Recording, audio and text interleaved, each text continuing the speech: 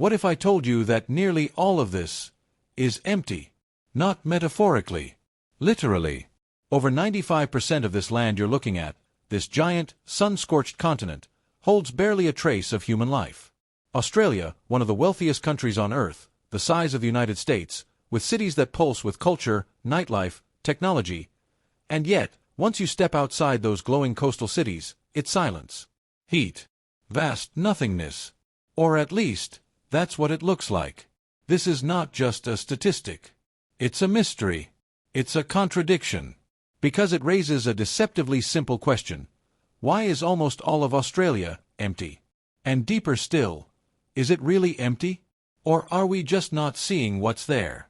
We're about to cross ancient deserts, abandoned towns, glittering coastlines, and ghost infrastructures.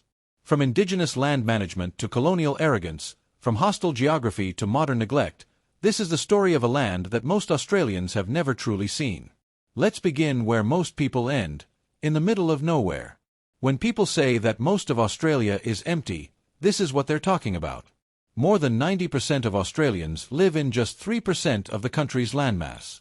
And nearly half of the entire nation's population, more than 13 million people, resides in only 3 cities: Sydney, Melbourne, and Brisbane. These aren't just urban centers, they're lifeboats clinging to the edges of a vast and mostly untouched continent. What lies beyond these densely packed coastlines is almost inconceivable, a land the size of the continental United States, stretching endlessly into the horizon, yet feeling eerily hollow. When you pull up a satellite map of Australia at night, it's not just dark because it's nighttime, it's dark because there's nothing there. No glow from suburban sprawl. No glittering web of inland highways. Just silence. This isn't some obscure backwater we're talking about. This is an entire continent, one country occupying a landmass so immense that it dwarfs most others. And yet, its entire population sits at just around 26 million people. To put that in perspective, the state of California alone has nearly 39 million people, and Texas with roughly 30 million. These are individual U.S. states, each more populated than the entire Australian continent. But it doesn't stop there. Around the world, there are many islands like Java, Great Britain, Honshu, Luzon, and Madagascar that are significantly smaller in land area but house more people than Australia. Think about that. Islands. Not continents. Not countries with sprawling geography. Islands, some barely visible on a globe unless you squint, more densely inhabited than one of the biggest landmasses on Earth. And if you want to stretch the comparison further, look at cities. Not nations. Not even regions, just cities. The Greater Tokyo metropolitan area is home to nearly 37 million people. Jakarta sprawls with over 30 million. Delhi's metro region, about 33 million. Each of these urban zones, single city systems, holds more human beings than all of Australia. Let that sink in, one city, more populated than a continent. The numbers sound made up, like someone mistyped a statistic or exaggerated for effect, but they're real. They're measurable. They tell a story of a continent defined not by the people who live there, but by the sheer absence of them. But looks can lie. And in the case of Australia, they've lied for centuries. Because here's the first twist in this story: the land was never truly empty. It only appeared that way to those who didn't understand it, or chose not to. When European colonizers arrived, they saw vast stretches of bush, desert, and open space and assumed it was unused, untouched, and unclaimed. But that perception was shaped by their own narrow definition of civilization. In reality, for over 65,000 years, this land had been walked, mapped, nurtured, and respected by the first peoples of Australia, Aboriginal and Torres Strait Islander communities whose connection to country runs deeper than roads, buildings, or borders. What the British settlers saw as empty, useless land was actually full of life, history, and meaning. For thousands of years, indigenous Australians had been living here, moving across the land with a deep understanding of how to survive and care for it. They didn't use written maps. Instead, they remembered the land through songs and stories, passed down from generation to generation. These were called songlines, and they acted like invisible pathways, guiding people across the land using memory, music, and landmarks. Every hill, river, and rock had a name and a story connected to it. These weren't just places. They were part of a larger system of knowledge about the land, animals, weather, and spiritual beliefs. Unlike European settlers, indigenous people didn't build cities with walls or cathedrals. But they had their own system, one built on deep respect and responsibility for the land. To them, owning land didn't mean building on it or putting up fences. It meant looking after it and keeping its stories and life alive. But the British didn't understand this, or maybe they just chose not to. Instead, they used a legal idea called terra nullius, a Latin term meaning nobody's land. They claimed that since there were no European-style farms, houses, or towns, the land didn't belong to anyone. That made it easier to take. No need to ask permission. No need to make agreements. No need to recognize the people who had lived here for tens of thousands of years. With that one idea, the British acted as if indigenous Australians didn't exist. Their cultures, stories, and rights were ignored, pushed aside to make room for colonization. Yet the truth has never gone away. The land was never empty. It was full of life, knowledge, language, and legacy. And that truth is still here, still being lived and protected by the oldest continuous culture on Earth. But let's step back. Let's ask, why did the colonists, and later governments, never really move into the interior? The answer is brutal and simple. The land didn't cooperate. Australia is geologically one of the oldest continents on Earth, which means it's flat, weathered, and dry. There are no towering Alps, no Amazon rivers, no great freshwater lakes. What it does have is desert. A lot of it. Roughly 70% of the land is classified as arid or semi-arid. Rain doesn't fall here in useful ways. When it comes in floods. And then nothing for months or years. The middle of the continent is not just dry, it's brutally dry. In some regions, temperatures can soar past 50 degrees Celsius, making it one of the hottest inhabited places on Earth. The soil is often sandy or rocky, and there's little vegetation to offer shade or moisture.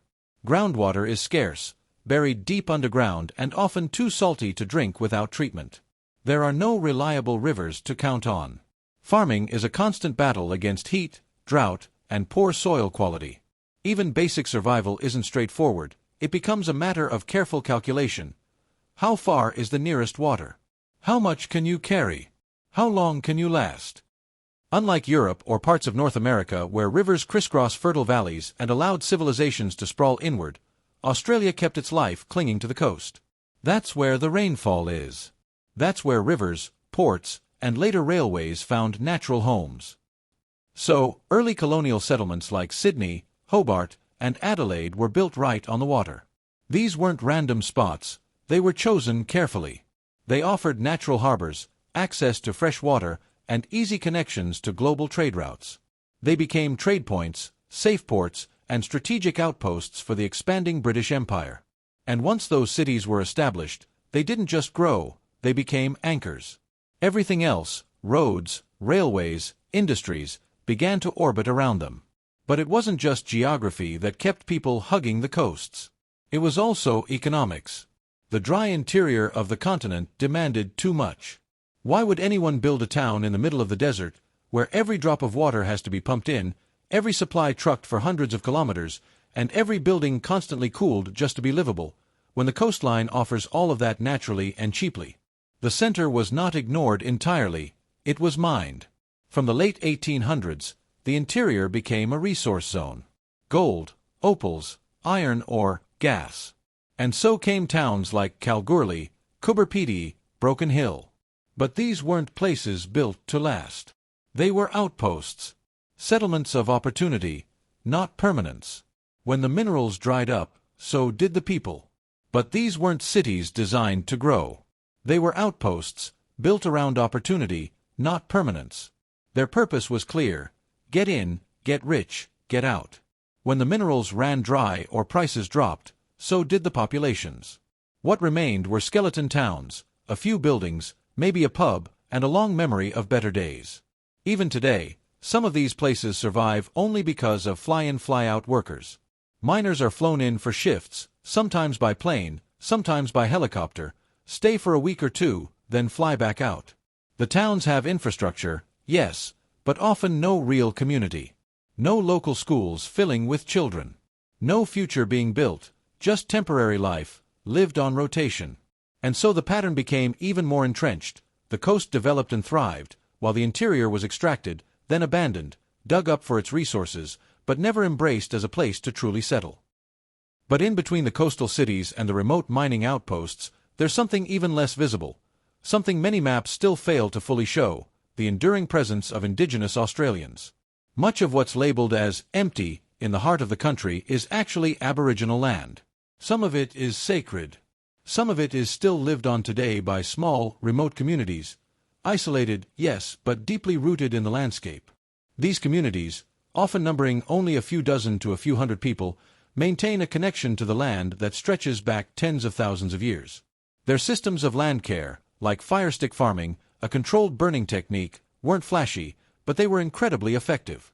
They supported biodiversity, guided animal migration, and helped prevent the kind of devastating wildfires we see today. But European settlers didn't understand these practices, so they dismissed them. They saw no fences, no farms, no cities, and called it nothing. That misunderstanding became official policy. The idea of nothingness didn't just shape how people talked about the interior. It shaped where money went, where roads were built, where services were placed, and where they weren't. Just look at the national map today. The rail lines, the highways, the internet coverage, they all bend toward the coasts. Australia's interior is functionally disconnected. Not because no one tried, but because infrastructure never followed. That's not an accident. It's a legacy. Still, against the odds, some towns hold on. Places like Alice Springs, Tennant Creek, Birdsville, scattered across the outback, they survive through grit, resilience, and a fierce pride in being remote. They host festivals, desert races, and long-standing local traditions. But these aren't boomtowns. They're not growing. In fact, many are shrinking. Life out here is hard. Supplies are expensive. Access to healthcare is limited. Education options are few. And for many residents, indigenous and non-indigenous alike, isolation brings mental health challenges that are too often ignored. So yes, people live in the heart of Australia. But they are the rare exception, not the rule. And their stories are a powerful reminder. Just because a place looks empty from the outside doesn't mean it lacks meaning, memory, or struggle. The further you go from the coast, the more expensive everything becomes: fuel, food, water, building materials. Life in the outback is not impossible. It's just incredibly expensive to sustain at any kind of scale. Meanwhile, the cities swell. Sydney and Melbourne are bursting at the seams. The roads are jammed. Housing is expensive. Suburbs stretch further out every year. Urban sprawl, congestion, and unaffordability have become the everyday reality of life on the coast. Yet, despite all this pressure, very few people move inland. Why? Because it's not just about jobs or weather. It's about something deeper: perception, comfort, identity. For many Australians, the idea of life away from the coast feels unfamiliar, even unsettling. The beach isn't just part of the landscape, it's part of the culture. It's where people go to relax, to socialize, to feel alive. Moving hundreds of kilometers inland? That feels like leaving the rhythm of Australian life behind. So what would it take to shift that mindset? Could technology be the key to reclaiming the interior? Possibly. Australia has abundant solar energy, wide open skies, and more sunlight than it knows what to do with. Desalination and atmospheric water generation could one day make water where there is none. Vertical farming might feed communities in places where rain barely falls. But these are massive undertakings, with massive costs. And they raise even bigger questions. Should we develop the interior? Should we reshape the heart of the continent to fit our needs? Or should we leave it as it is? After all, some landscapes deserve to remain wild. Untouched not because they are useless, but because they are whole, complete, not in need of our interference. The heart of Australia holds stories that have never been written down. Cultures that predate cities. Ecosystems that survive against the odds. And people, few in number, but rich in resilience, who call it home. So the next time you look at a map of Australia and see a sea of nothingness, ask yourself, what are you not seeing? Because the land is watching. And it remembers.